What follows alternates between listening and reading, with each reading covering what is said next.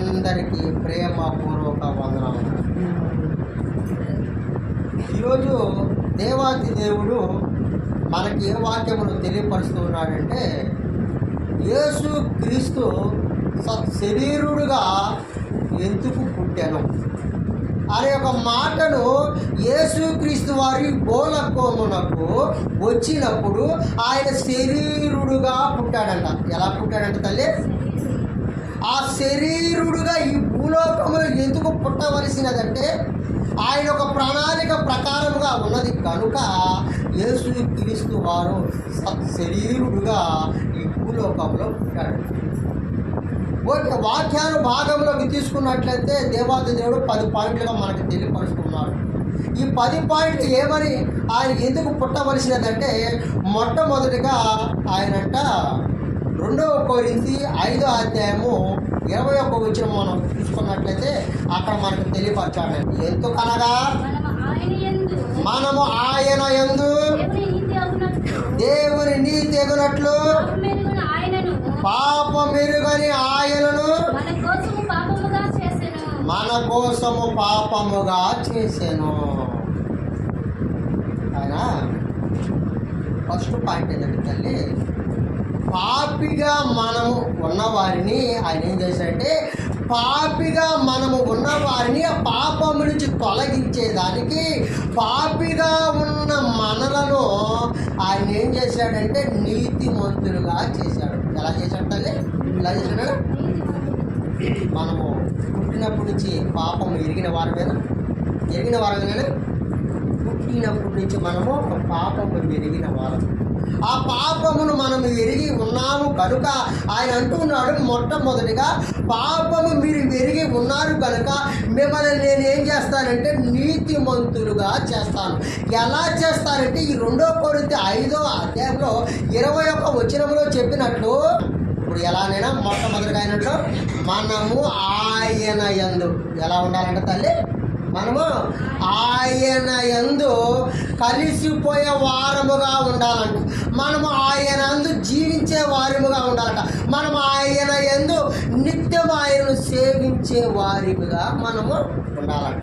అందుకు ఆయన అంటున్నాడు, బిడ్డలారా నేను మిమ్మల్ని మీ ఊరికే ఏర్పరచుకోవాలి, మీరు నా యందు ఉండేటట్లు. ఆ ఉండడము కూడా ఎలాగంటే పాపము నుంచి మిమ్మల్ని తొలగించి మిమ్మల్ని నీతి అగునట్లు నీతి పరులుగా మిమ్మల్ని చేస్తాను అని.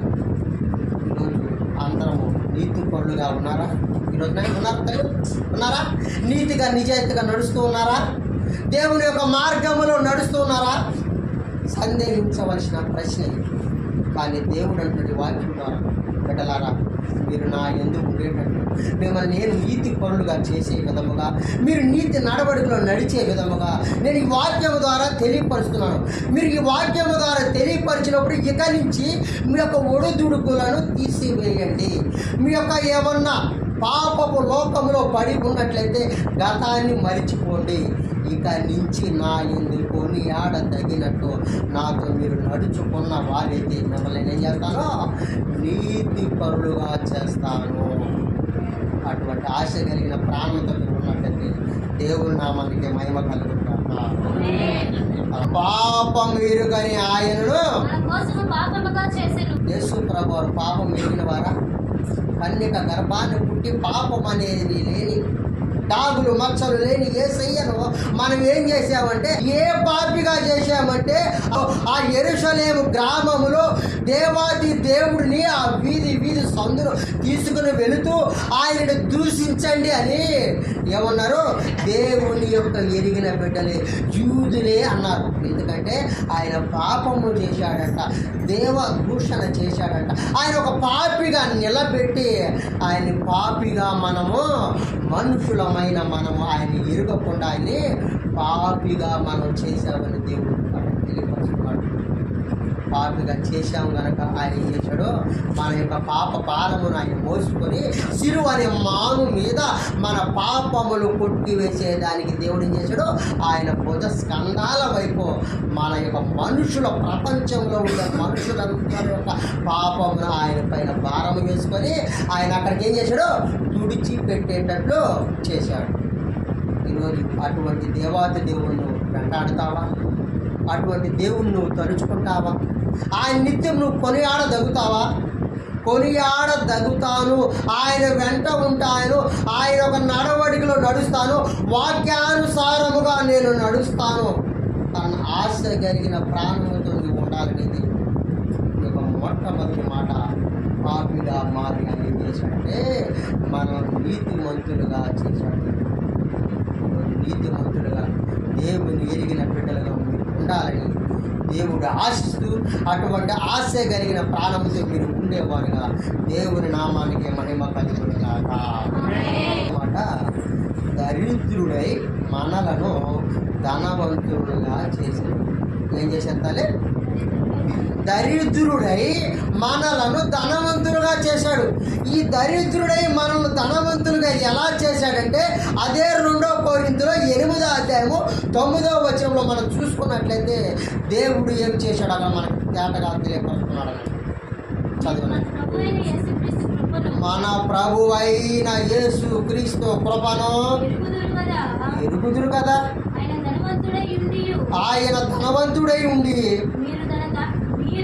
మీరు తన దారిద్ర్యము వలన ధనవంతులు కావాలని నిమిత్తము దరిద్రుడాయన. చూడు తల్లి, జనైనా ఆయన ఏం చేశాడు? 2వ మాటగా ఆయన దరిద్రుడై మనల్ని ధనవంతులుగా తీశాడు.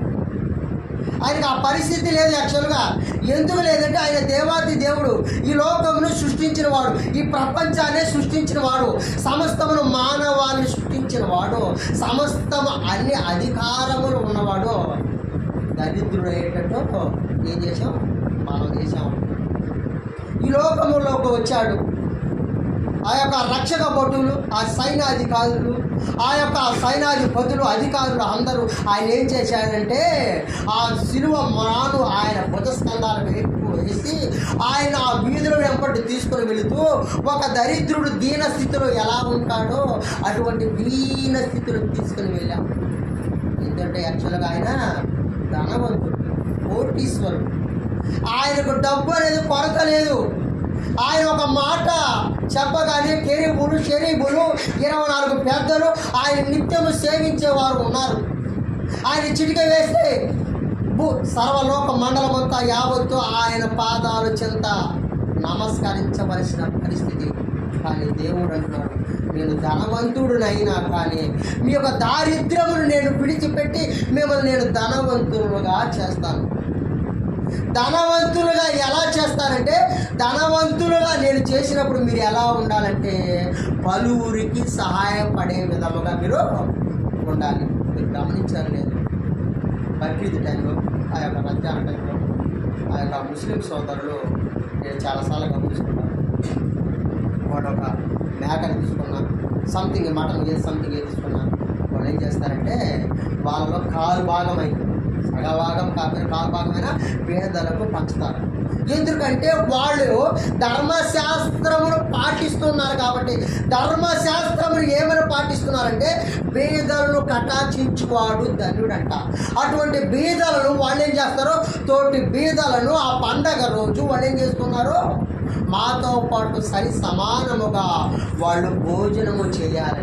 మాతో పాటు సమానంగా వాళ్ళకి ఏది కొరత ఆ రోజు ఆనాడు ఆ పండుగ తిన కొరత ఏముండకూడదని ముస్లిం సోదరులు తోటి పేదలకు పంచుతూ ఆ పండుగ సెలబ్రేషన్ని వాళ్ళతో పాటు ఏం చేస్తారో ఆ పక్కన ఉండే వాళ్ళందరూ దరిదాపులో ఉన్న వాళ్ళందరినీ పేదల్ని కటాక్షిస్తూ వాళ్ళకి తదుపరి అన్ని విషయంలో ఆ యొక్క సేమియా ప్యాకెట్లు అయితే కానీ, ఆ మటన్ విషయంలో కానీ వాళ్ళు ఏదైతే ఇవ్వాలనుకుంటారో ఆ పేదలకి కాస్త ఇప్పుడు ఇచ్చి వాళ్ళని ఆ పండుగ వాతావరణం ఇస్తారు. ఎందుకంటే ఆ దారిద్ర్యం నుంచి లేవనెత్తి వాళ్ళతో కూడా సరి సమానంగా పండుగ చేసుకోవాలి.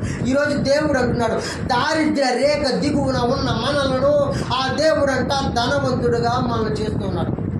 నువ్వు ధనవంతుడుగా చేస్తున్నప్పుడు నువ్వు చేయవలసిన పని ఏంటని, చేయవలసిన పని ఏంటంటే ఆయన్ని స్మరించుకుంటూ ముందుకు వెళ్ళాలి, ఆయన సేవించుకుంటూ ముందుకు వెళ్ళాలి. ఆయన చెప్పిన బాటలను నువ్వు పేదలకు అప్పించేవాడు,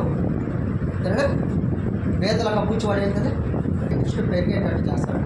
పేదలకి ఇక్కడ 10 రూపాయలు ఉన్నా 10 రూపాయలు సగం ఇచ్చినా, నీకడ ఎంత ఉన్నా వాటిలో సగభాగం పావుల భాగం ఇచ్చిన నువ్వేం చేస్తావంటే పేదలకు ఇచ్చిన ఆ యొక్క విషయాన్ని ఆ రోజు ఆ క్షణాన దేవుడు ఏం చేస్తాడో తిరిగి గుర్తు పెట్టుకొని నువ్వు ఆ రోజు వెళ్ళినప్పుడు ఏం చేస్తాడో నీకు ఇంట్రెస్ట్ అనేది ఇస్తాడు. నీకు అనేది ఒక ధనమును తీసి పెడతాడు, నీకంటూ కిరీటములు ఏర్పాటు చేస్తాడు, నీకంటూ ఈ లోకములో ఏమి దొరకపోయినా అక్కడ పోయిన తర్వాత నీకు బహు ఘనతలను కలుగజేయవాడు ఆ దేవుడు. అటువంటి దేవుడు స్మరించుకోవాలి. దారిద్ర్య రేఖల దిగున ఉన్న మనలను, దరిద్ర వైపు ఉన్న మనలను దేవుడు మనల్ని ధనవంతులుగా ఆ దారిద్ర్య రేఖను తీసివేసి ధనవంతులుగా దేవత దేవుడు చేస్తూ ఉన్నాడు కనుక దేవుని నామానికి మహిమ కలుగును గాక. అటువంటి ఖ్యాతి, పేరు, ప్రఖ్యాతులు, ధనముతో పలు విధాలుగా అన్ని నువ్వు సమస్తమును నువ్వు పొందుగాక. మూడవ మాట అంటున్నాడు, దాసుని స్వరూపమును ధరించుకొని మనల్ని స్వతంత్రులుగా చేశాడు. ఎలా చేశాడో మళ్ళా చూడండి. అది దాసుని స్వరూపమును ధరించుకొని మనలను స్వతంత్రులుగా చేశాను. మనల్ని ఎలా స్వతంత్రులుగా చేశాడంటే అక్కడ రాస్తూ ఉన్నాడు ఆ గ్రంథంలో. ఏమని రాస్తూ ఉన్నాడంటే ఫిలిప్పీ 2:7 వచ్చిన ఒకసారి చదువు. మనుషుల పోలికగా పుట్టి దాసుని స్వరూపమును ధరించి తనకు తానే రిక్తునిగా చూడండి. ఫిలిప్పీ 2లో ఆ ఫిలిప్పీ యొక్క 2:7 వచనములో దేవుడు అంటూ ఉన్నాడు, తనకు తానుగా రిక్తునిగా అర్పించుకున్నాడంట. తనకు తానుగా తన యొక్క శరీరాన్ని అర్పించుకున్నాడంట. మనుషుల పోలికగా పుట్టాడంట. దాసుని స్వరూపమును ధరించుకున్నాడంట. ఈ దాసుని స్వరూపం ఎలా ధరించుకున్నాడంటే ఒక యజమానుడి కింద ఒక దాసుడు, ఒక కూలివాడు ఎలా ఉంటాడంటే తనకు తాను తగ్గించుకొని పనిచేసేవాడుగా ఉంటాడు. ఈరోజు ఆ దేవాతి దేవుడు ఆ లోకము నుంచి ఈ లోకమునకు వచ్చి సేమ్ అలాగే ఒక దాసుని రూపములో ఉండి మనుషుల పోలికగా పుట్టి ఆ దేవాది దేవుడైనా సరే ఈ లోకములోకి వచ్చిన తర్వాత మనుషు పోలికగా పుట్టి రెండవదిగా దాసుని స్వరూపమును ధరించుకొని అన్నిటికీ లోబడి అన్నిటిని విడిచిపెట్టి మన యొక్క పాపములను మోయాలంటే ఆయన ఏం చేయాలి? తనకు తానుగా తగ్గించుకునేవాడుగా ఉండాలంట. అదే విషయాన్ని ఆ దేవాది దేవుడు తనకు తానుగా తగ్గించుకొని దాసుని రూపముగా ధరించుకున్న దాఖలాలుగా దేవుడు వాక్యం ద్వారా తెలియజేస్తున్నాడు. ఆ దేవుడు తనకు తాను తగ్గించుకున్నాడంటే ఈరోజు నువ్వేం చేయాలి? నువ్వు కూడా ఏం చేయాలైనా నాకేంటి అన్నీ ఉన్నాయి, నువ్వెంత నేనెంత, నీ సంగతి తెలుస్తా అనే హెచ్చింపు మాటలు మనకే ఉండకూడదు. ఎందుకంటే వాక్యానుసారంగా తగ్గించుకున్నవాడు చెప్పబడినవాడు అదే వాక్యాన్ని దేవాది దేవుడు ఈరోజు తెలియపరుస్తున్నాడు. బిడ్డలారా, మీకై నేను దాసుని స్వరూపమును ఈ లోకంలో ఎలాగైతే తగ్గించుకున్నానో మీరు కూడా దాసుని స్వరూపంలో మీరు తగ్గించుకోండి. ఎందుకంటే నేను మీ రూపంలో పుట్టాను కాబట్టి మీ రూపంలో నేను సమస్తమును కష్టమును అనుభవించా. ఈ లోకములు ఏదైతే ఉన్నాయో అని అనుభవించా, అన్ని చేసి చూపించా. మీరేం చేయాలి? నన్ను పోలి మీరు నడుచుకోండి అనేది తెలియపరుస్తున్నాడు. ఆయన బట్టి మీరు నడుచుకుంటారా? ఆయన పోలికగా మీరు నడుచుకుంటారా? ఆయన దాసుని స్వరూపము ధరించుకునే విధముగా తగ్గించుకునే విధంగా మీరు తగ్గించుకుంటారా నాయన? తగ్గించుకునేవారుగా మీరు ఉంటారు కాబట్టి దేవుడు మీ అందరినీ హెచ్చించునుగాక, దేవుడు మిమ్మల్ని దీవించునుగాక, దేవుడు మిమ్మల్ని ఆశీర్వదించునుగాక, దేవుడు ఈరోజు మీతో మాట్లాడునుగాక. ఆ దేవాది దేవుని వైపు ప్రతినిత్యం మీరు వెంటాడుదురుగాక.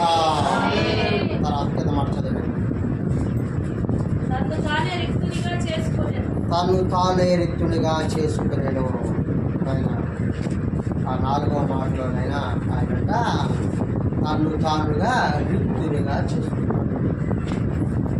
ఈ 4వ మాట తన్ను తానుగా రిక్తునుగా ఎలా చేసుకున్నాడంటే తన యొక్క శరీరాన్ని ఏం చేశాడు? ఆయన రిక్తునిగా అర్పించుకున్నాడు, సమర్పించుకున్నాడు. సమర్పించవలసిన ఆ రోజు రావలసిన గడియ వచ్చినది. ఎందుకంటే పాత నిబంధన ప్రకారంగా ప్రవచన ఆత్మకంగా ఉన్న మాటలు, యెషయా గ్రంథంలో రాయబడిన మాటలు, అలాగా కొన్ని గ్రంథంలో రాయబడిన మాటలు, ప్రవచనాత్మకంగా రాయబడిన మాటలు కొత్త నిబంధనకి యేసు ప్రభువారు వచ్చే టయానికి నెరవేరవలసిన సమయము వచ్చినది కనుక, ఆ సిలువను మోసేటప్పుడు ఆ సమయము వచ్చినది కనుక, ఆ సిలువ మోయవలసిన ఆ సమయంలో ఉన్నప్పుడు తానుగా అర్పించుకొని మన యొక్క పాపములను కొట్టివేసే విధముగా దేవుడు తన శరీరాన్ని అర్పించాడు. అటువంటి అర్పించిన దేవాది దేవుడిని నువ్వు తెలుసుకుంటావా నాయనా? అటువంటి దేవుడిని తెలుసుకుంటావా? నీ కోసం ప్రాణం పెట్టింది ఎవరు? నీ యొక్క పాపములను విడిచిపెట్టినది ఎవరు? నీ యొక్క పాప భారము కోసము పోరాడి నలిగి తన యొక్క శరీరాన్ని రిక్తునిగా అర్పించుకున్నది ఎవరు? ఈ లోకములో నిజ దేవుడు ఎవరు? ధవల వర్ణుడు ఎవరు? సింహాసనుడు ఎవరు?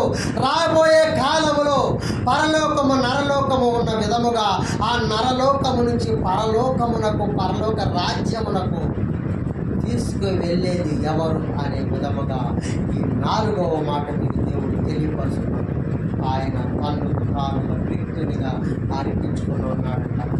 మీకోసమే, మన కోసమే, ఈ సమస్తములో ఉన్న పూజ్యులు అందరి కోసము ఆయన యొక్క శరీరాన్ని రిక్తునిగా అర్పించుకొని తన యొక్క ప్రాణాన్ని సిలువలో ప్రాణము విడిచిపెట్టి మిమ్మల్ని గుర్తు చేసుకున్నాడు. అటువంటి గుర్తి ఎరిగిన వారికి దేవుని నామానికి మహిమ కలుగును గాక. అటువంటి దేవుణ్ణి నిరంతరము ఈ రోజు నుంచి నీ తుది శ్వాస వరకు దేవుణ్ణి వెంటాడుదువు గాక.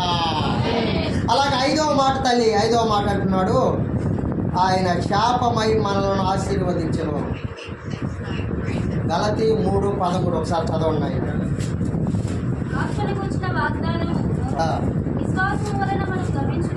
విశ్వాసం వలన మనకు లభించినట్లు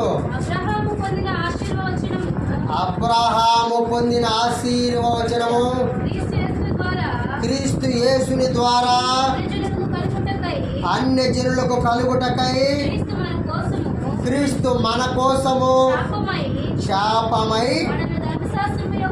మనను ధర్మశాస్త్రము ప్రకారంగా శాపము నుంచి విమోచించాను.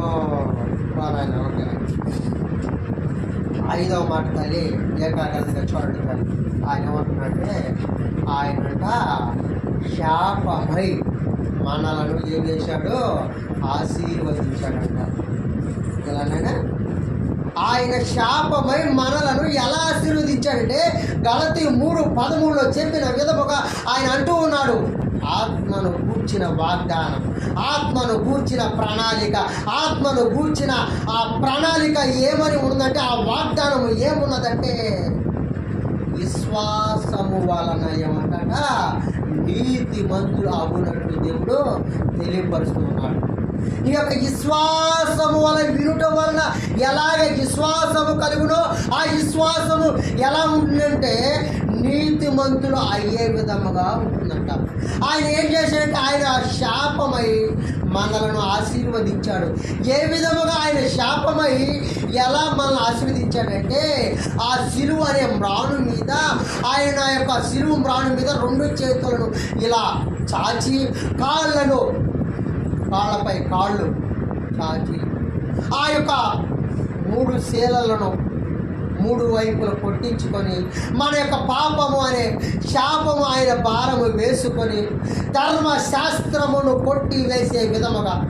ఎందుకంటే ఆనాడు అప్పటి వరకు ధర్మశాస్త్రమును పాటిస్తున్న ఈ యొక్క జనాభా ఏం చేశారంటే ఇక నుంచి ఈ సిలువలో నేను నా ప్రాణ త్యాగమును అర్పిస్తూ ఉన్నాను కనుక ఇక నుంచి ధర్మశాస్త్రమును కొట్టి వేస్తూ ఉన్నాను. అటువంటి ధర్మశాస్త్రమును కొట్టివేస్తున్నప్పుడు మన యొక్క పాప భారమంట తొలగిపోయినదంట. మన పాప భారం ఎలా ఉందంటే మన పాప భారము ఆ సిలువ అనే మ్రాను మీద తొలగపోయినది. కానీ నువ్వు ఇంకా గుర్తి ఎరిగిన వారు కనుక ఈరోజు ఇక్కడ కూర్చొని దేవుని పాదాల చెంత చేరి ఉన్నాం. అలా దేవుని ఎరగని వారు ఆకుల వలె రాలిపోతూ దేవుని అర్థం చేసుకోక నిజ దేవుడు ఎవరు, మా కోసం ఎవరు ప్రాణాలు అర్పించారని తెలియక ఎంతోమంది సమయాన్ని వృధా చేసుకుంటూ ఆయా యొక్క సమయాలు కాలాల పాటు ఖాళీగా గడుపుతూ ఆ యొక్క వయస్సును ఏం చేస్తున్నారు, చివరి గడిలో అనగారిన వారిగా ఉంటూ ఉన్నారు. నిజమైన దేవుడిని తెలుసుకొని ఆయన మన యొక్క శాపము కొరకై ఆ శాపాన్ని అనుభవించి ఆయన అనుభవిస్తూ ఒకటే హెచ్చరించాడు, బిడ్డలారా ఈ రోజు నుంచి నేను మీ యొక్క పాపం అనే శాపాన్ని, ధర్మశాస్త్రాన్ని, ఈ సిలువ అనే మ్రాడు మీద నేను కొట్టివేస్తూ ఉన్నాను. ఇక నుంచి మీరు నీతి నిజాయితీగా సక్రమైన పద్ధతిలో వాక్యానుసారముగా మీరు నడుచుకోండి అని అంటూ దేవుడు మనల్ని హెచ్చరిస్తూ తెలియజేస్తూ ఆనాడు నుంచి ఈనాడు వరకు ప్రతి నిత్యము ఆయన ఎరిగిన బిడ్డలందరినీ ఆశీర్వదిస్తూ ఉన్నారు. అటువంటి ఆశీర్వదించిన వారు మేము కూడా ఉన్నాము అనేవారు ఒకసారి చప్పట్లు కొడుతున్నాం. అలాగే 6వ మాట అంటానైనా ఆయన గాయపరచబడి స్వస్థపరచబడి తల్లి ఏమైనా ఆయన గాయపరచబడి మనల్ని స్వస్థపరిచాడు. ఆయన గాయములు పొందాడు కానీ మనల్ని ఏం చేశాడు, స్వస్థపరిచాడు. ఆయన గాయములు పొందడం ఏంటి, మనం స్వస్థపరచడం ఏంటి? ఓకే, ఒకసారి వాక్యంలోకి వెళ్దాం. యెషయా 53:5 చదవండి. మన అతిక్రియలను బట్టి గాయపరచబడి మన దోషములను బట్టి నలుగగొట్టబడెను. ఏదైనా చూడండి తల్లి, ఆయన గాయపరచబడి మనల్ని ఎలా స్వస్థపరచబడాడు అని అంటే మన అతిక్రయములను బట్టి, మన అతిక్రియలను బట్టి, మన యొక్క పాపం అనే క్రియలను బట్టి మనము ఉదయం నుంచి నిద్రపోయేంత వరకు ఈ లోకంలో మనం ఏమి చేస్తున్నామో, మన యొక్క పూర్వములో మనం ఏమి చేశామో, ఇప్పుడు ఏమి చేస్తున్నామో, మన యొక్క పాపము క్రియలు నిరంతరం చేసే పనులను, ఆ క్రియ అనే పనిలను దేవుడు ఏం చేశాడు, ఆ క్రియలను బట్టి ఆయన ఏం చేశాడు, గాయపరచబడ్డాడట. ఈరోజు ఈ యొక్క పాపపు క్రియలను బట్టి ఆయన ఏం చేశాడు, గాయపరచబడిన వారిగా ఉన్నాడు. ఈరోజు నీవు నీకోసము ఎదుటివారు నీకోసం గాయపరుచుకుంటారా, నీకోసము ప్రాణ త్యాగం చేస్తారా, నీకోసము సమస్తము నువ్వు ఏది అడిగితే అది నీకు ఇస్తారా? ఎవరు? కానీ దేవాది దేవుడు తన యొక్క చేతులతో చేసుకున్న ఈ మట్టి బొమ్మలమైన మనము, మనుషులమైన మనము, తన బిడ్డలమైన మనం ఏం చేశాడంటే ఆ దేవాది దేవుడు ఆయన గాయపరచబడేటట్టు చేసుకొని మనం ఈరోజు ఆశీర్వదించాడు.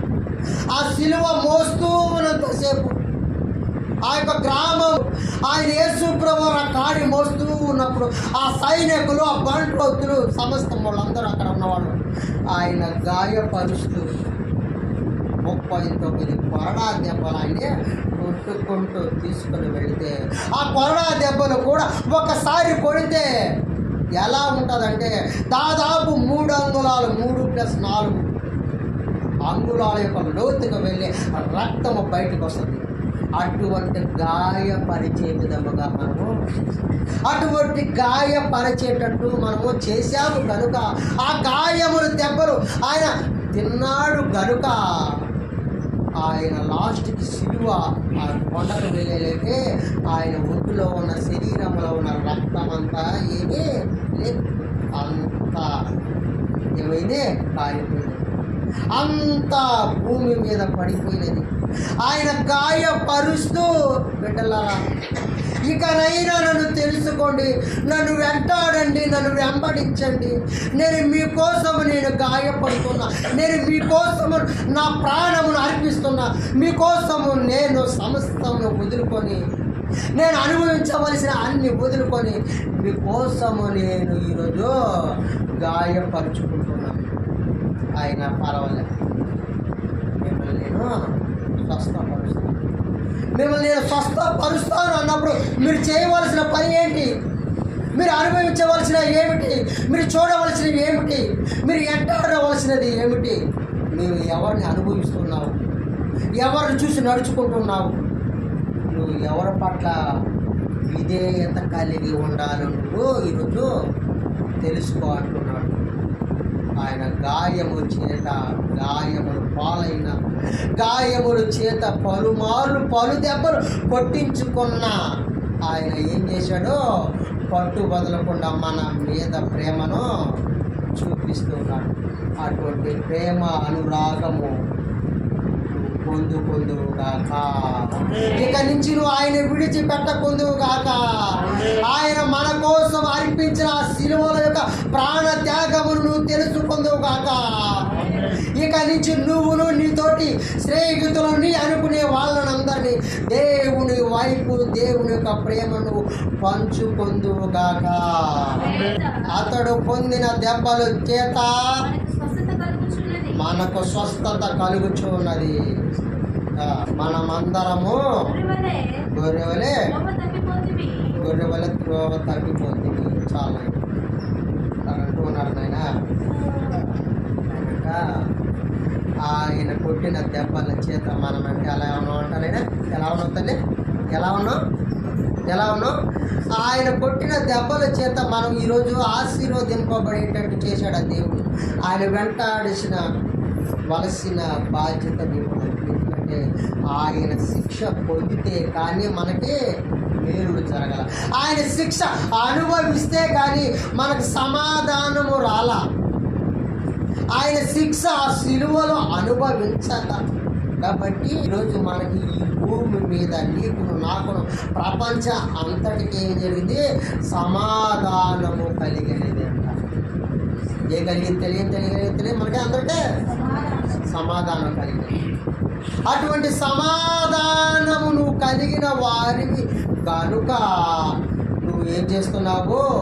సమాధాన పరుడుగా నువ్వు ఎదుటి వారికి యేసుక్రీస్తు వారి యొక్క జీవిత సత్యమును సమాధాన పరిచేటట్టు సమాధానముగా తెలియజేసేటట్టు పలు ఊరికి నువ్వు సమాధానములు దేవుని యొక్క సత్యములు సమాధానముగా నువ్వు చెప్పుదువు కాక.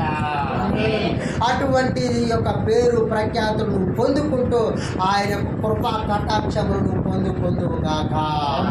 అలాగే తర్వాత మాట అంటున్నాడు నాయన. ఆయన ఒక మాట అంటున్నాడు, అపవాది క్రియలను లయపరచుటకు. ఏమాట తెలియనా? అపవాది క్రియలను లయపరచుట. ఈ యొక్క సాతాని క్రియలను ఎలా లయపరచాలి? ఈ సాతాను క్రియలను లయపరచడానికి, ఈ సాతాను యొక్క క్రియలను అణిచివేయడానికి ఎవరు కావాలో దేవుడు మనకి తెలియపరుస్తూ ఉన్నాడు. 1 యోహాను 3వ అధ్యాయము 8వ వచనం చదువుకున్నట్టే అక్కడ తెలియపరుస్తున్నాడు. అపవాది మొదట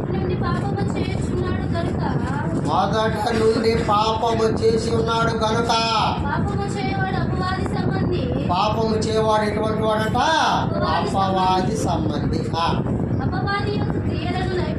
అపవాది యొక్క క్రియలు లయపరుచుటకు దేవుని కుమారుడు ప్రత్యక్షమయ్యాడంట.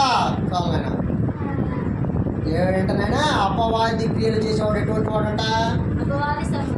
అపవాది సంబంధి. ఈరోజు మనం అపవాది సంబంధంగా ఉన్నామా? దేవుని సంబంధమై ఉన్నామా? ఎలా ఉన్నావు తల్లి? ఎలా ఉన్నాయినా? ఎలా ఉన్నావు చెప్పండి ధైర్యంగా. నైనా ఏం లేదు తల్లి, మనం దేవుని అంతే. మీరేం దాంట్లో మీరు ఆలోచించిన అవసరం లేదు. ఎందుకంటే దేవుని యొక్క సంబంధమును కలిగి ఉన్నావు కనుక ఈరోజు నువ్వు ఇక్కడికి వచ్చి ఆయన పాదాల చెంత చేరి ఆయన స్మరించుకుంటూ ఆయన వాక్యము వింటూ ఆయన వెంటాడుతూ ఆయన ప్రార్థన చేసుకుంటూ నువ్వు ఉన్నావు కనుక ఆయన సంబంధికుడు. నువ్వు ఆ పరలోక రాజ్యమునకు ఆ దేవుడు చూపిన మార్గమునకు నువ్వు వెళ్ళవలసిన వాడివి ఆయన అంటున్నాడు. విడలరా, అపవాది క్రియలను అనుభవించేవారు ఉన్నారు. అపవాది క్రియలను దాని యొక్క మార్గంలో నడిచేవారు ఉన్నారు. ఈరోజు ఎందుకంటే ఒక మనుషుడు ఒక బొమ్మను తయారు చేశాడు. బొమ్మే దేవుడు. ఆ బొమ్మను చేసిన మనుషుడు ఎవరు? ఏనైనా నేనుండాను నాయనా, నేనే ఉండాలి, ఎవరో పని. ఈ బాటిల్ ఉంది, ఈ బాటిల్ నేనే తయారు చేశాను. ఈ బాటిల్ దేవుడా, నేను దేవుడా? నేనైనా చెప్పండి. అయినా అపవాది క్రియలు ఎలా ఉంటుందో చెప్తాను.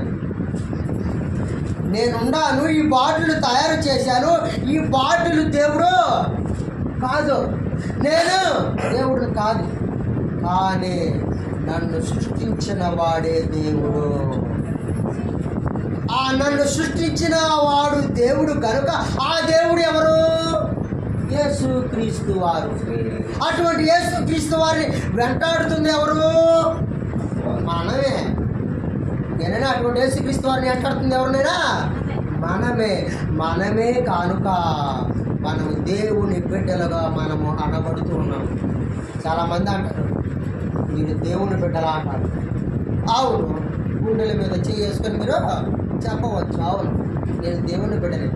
వారు అన్నారు నన్ను దేవుని బిడ్డలా అంటే, అవును దేవుని బిడ్డలు అంటే ఆయన ఎరిగిన వారుగా ఉన్నారు అంటే ఏమంటారంటే, మేము దేవుని బిడ్డలమే, దేవుని యొక్క నడవడికలో నడుచుకున్న వారిని, దేవుని యొక్క అనుసంధానము నడుస్తూ ఆయన వెంటాడుతూ ఉన్నాము కనుక ఆయన బిడ్డలమే అని కరాఖండిగా చెప్తాడు. ఈరోజు అపవాది క్రియలను ఆయన లయపరిచేదానికి ఏం చేశాడంటే, అపవాది క్రియలను అక్కడికి తుడిచిపెట్టేదానికి, అపవాది యొక్క క్రియలను మనకు చూపించేదానికి సాతాను ఇలా ప్రవర్తిస్తుంది, సాతాను ఇలా ఉంటుంది, దేవుని మందిరానికి రాదు, దేవుని మాటలు వినదు, దేవునికి వ్యతిరేకంగా నడుస్తుంది, దేవుని యొక్క క్రియలను ఎరగదు. అటుగా ఉండకూడదు. మీరు ఈ రోజు నుంచి, ఈ క్షణము నుంచి ప్రతి ఆదివారం నా మందిరానికి వస్తారు. ప్రతి ఆదివారం నా మందిరానికి రావడమే కాక నా యొక్క వాక్యమును మీరు వింటారు. నా యొక్క గ్రామాల్లో ఆ యొక్క సభలలో ఆ యొక్క మీటింగ్స్ పెట్టినప్పుడు ప్రతి ఒక్క వీలైనంత వరకు ఆయన యొక్క మీటింగ్లలో, ఆయన యొక్క దేవుని యొక్క విషయములలో, దేవుని యొక్క మీటింగ్లో పాలు పంచుకునే వారిగా ఉంటారు. ఈరోజు ఈ కుటుంబము మనలో కూడా పిలుస్తూ అపవాది క్రియలను పక్కకు త్రోసి దేవుని యొక్క క్రియలను చూపించేదానికి, దేవుణ్ణి స్మరించుకునేదానికి ఈ ఉపవాస కూడికలో వీరును నేనును అందరమును ఆయన పాదాల చెంతకు ముక్త కంఠముతో ఏకముతో అందరిని కలిసి ఇక్కడికి తీసుకొని వచ్చారు కుటుంబం.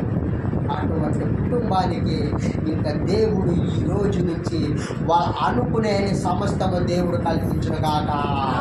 అలాగా అపవాది క్రియలను దేవుడు లయపరిచి, అపవాది క్రియలను తెలియపరిచి ఆయన ఏం చేశాడంటే, తెలియపరిచేదే కాక ఆయన ఏం చేశాడంటే, ఆ లోకము నుంచి ఈ లోకమునకు వచ్చి మనుష్య కుమారుడుగా ప్రత్యక్షమయ్యాడు. ఎలాగైనా మనుష్య కుమారుడుగా ప్రత్యక్షమయ్యాడు. మనుష్య కుమారుడుగా ప్రత్యక్షం అవడమే కాదు, మనుష్య పోలిక పుట్టడమే కాదు, మనలోనే మనం ఏమి చేయాలి, మనం పుట్టినందుకు ఏమి చేయాలి, పుట్టిన తర్వాత ఏమి చేయాలి, మన జీవితాంతం ఏమి చేయాలి, మనం ఎవరిని వెంబడించాలి, మనం ఏమి చేయాలని ఆయన ఒక మార్గముగా చేసి చూపించి ఆ పరలోకమునకు వెళ్ళి నీ కోసం వెయిటింగ్ చేస్తూ ఉన్నారు. అటువంటి ఆయన పాదాల చెంతకు అందరూ విడుదు కాక. ఆయన వెంటాడుతూ ఆయన యొక్క మహిమను నిరంతరమును పొందుకుందువు కాక.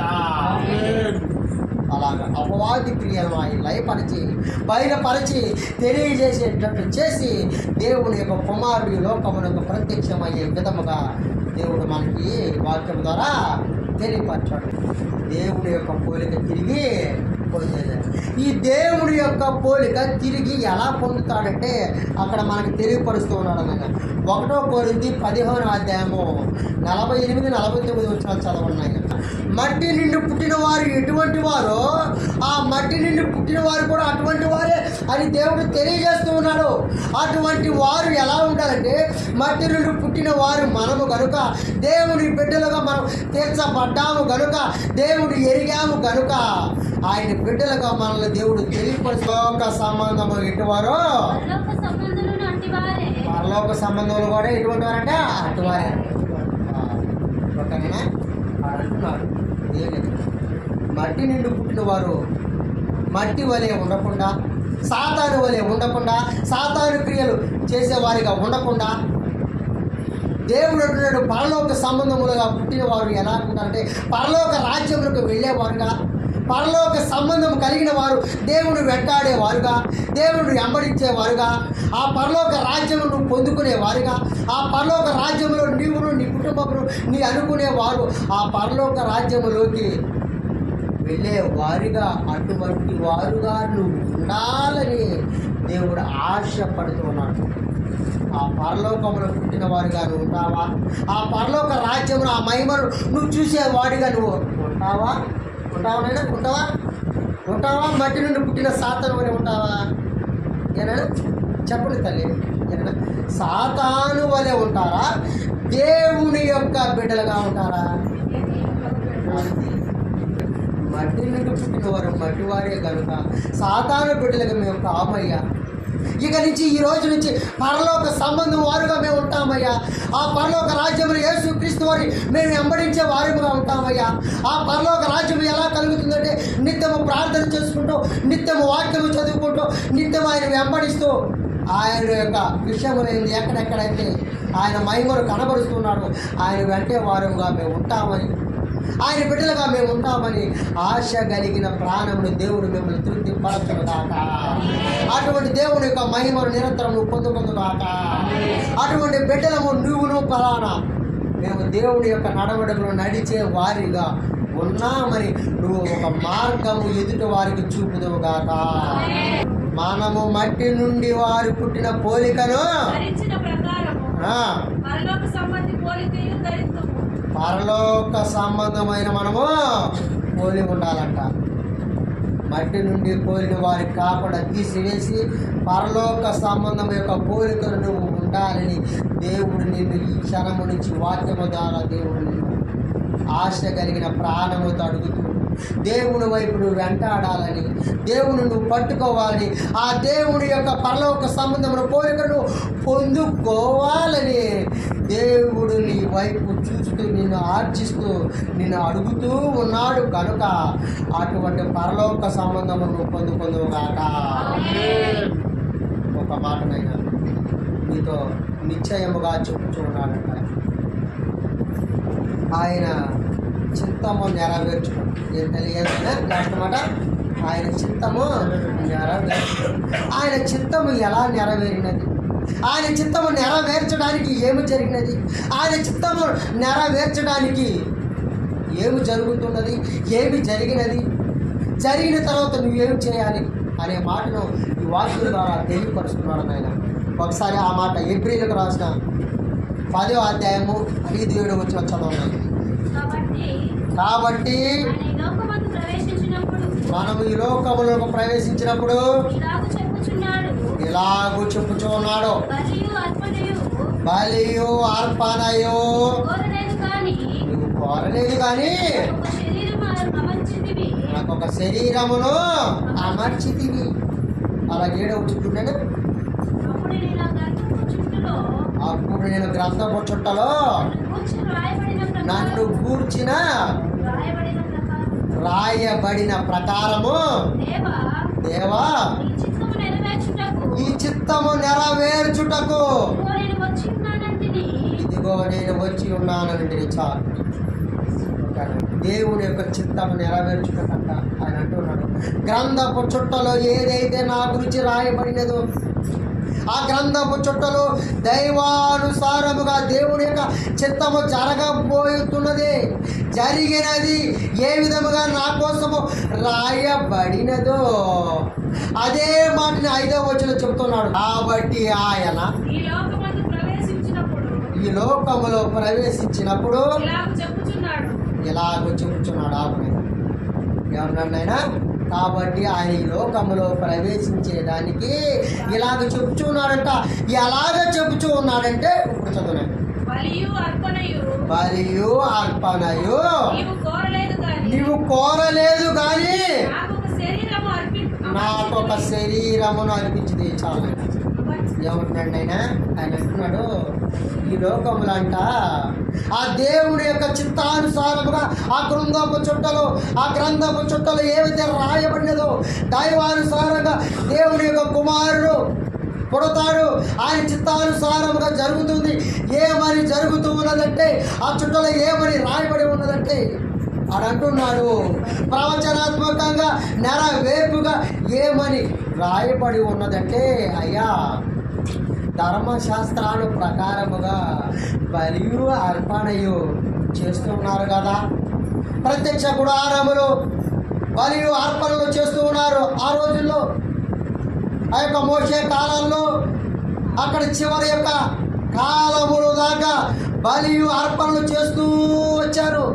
దేవుడు చూస్తూ ఉన్నాడు.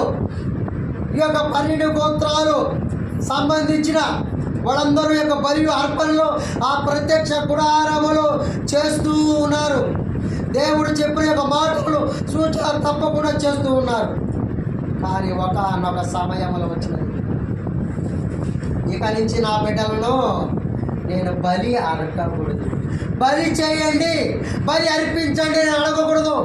అర్పణ చేయండి, ఏదైనా సరే అర్పణ చేయండి, నేను అడగకూడదు, ఇవి ఉండకూడదు. ఈ బలి అర్పణ ఇక నుంచి ఉండకూడదు.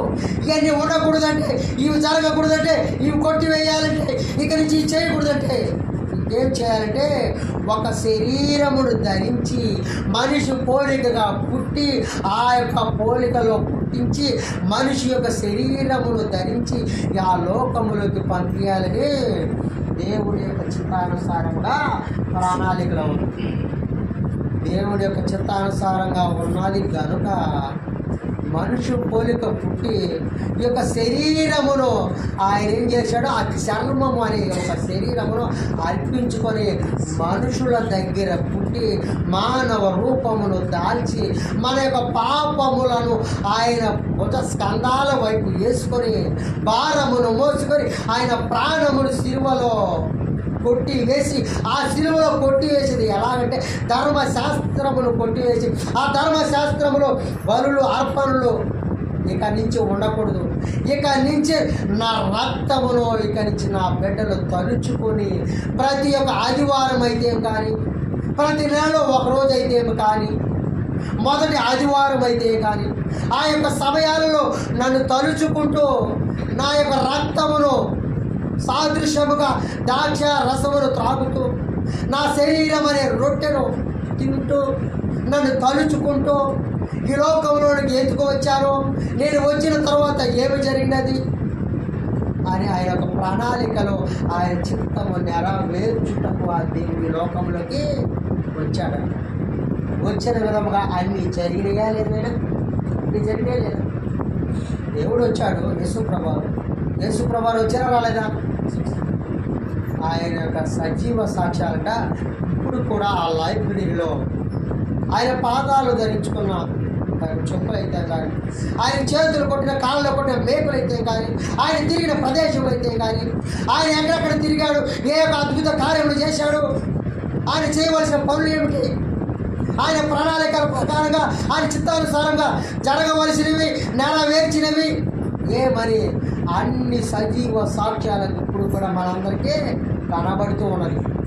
కావాలంటే యూట్యూబ్లో సెర్చ్ చేసుకొని చూడండి.